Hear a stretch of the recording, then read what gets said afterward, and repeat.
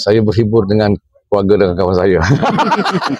Dia ada apa filem baru ataupun Filem baru, filem yang saya lakon 30 bulan ada main kat panggung. Malam Terlarang tajuk dia. Itulah.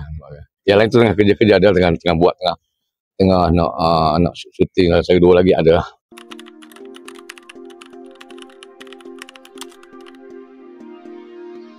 Selalunya projek saya buat tu saya jaga bercerita. Saya akan bangga dia bila dia terhasil nanti. Saya tak nak bangga aku tengah buat ni tu, aku tengah buat ni. Tunggu dia.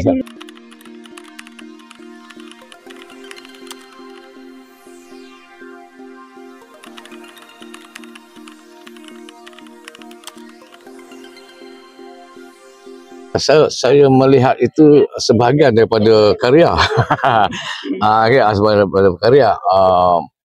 Kalau karya kita tu semua kan, sama melukis kan, ada orang suka lukis kartun, ada suka ada suka. Jadi sebagai kita tak tahu siapa audiens kita. Jadi karya tu kita tu semua. Jadi kalau saya secara peribadi saya melihat karya-karya hari ni sebenarnya bagus. saya tak kata budak-budak sekarang tak bagus lah. Cuma barangkali kita saja yang kena sedar, kena tahu limit tu kat mana, Kalau kita tarik jarak jauh sangat, sempadan, banyak benda kita rugi. Kan?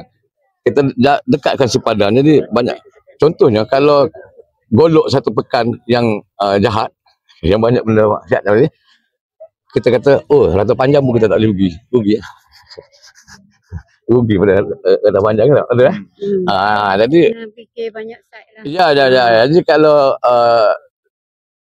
10 tak boleh. Lepas pada 10 dah tak boleh dah. Jadi limit. Lepas pada 10 tak boleh. Biarlah main 9.8 kan sedap. Okay. Jadi karya-karya kita biar harus pergi. Kalau karya kita tak ada macam tu, kita nak jaga sangat macam tu, jadi karya kita pun tak sedap lah. Tak limit lah. Kalau kita nak tolak isu dalam karya kita kan, benda atas meja, kalau kita tolak sampai sini dia tak best lah. Bila kita tolak sampai orang penonton nak jatuh kita kan dia ada best cerita dia. Jadi bila karya kita biarlah macam tu. Ada proses dia. Jangan kita sangat menjaga.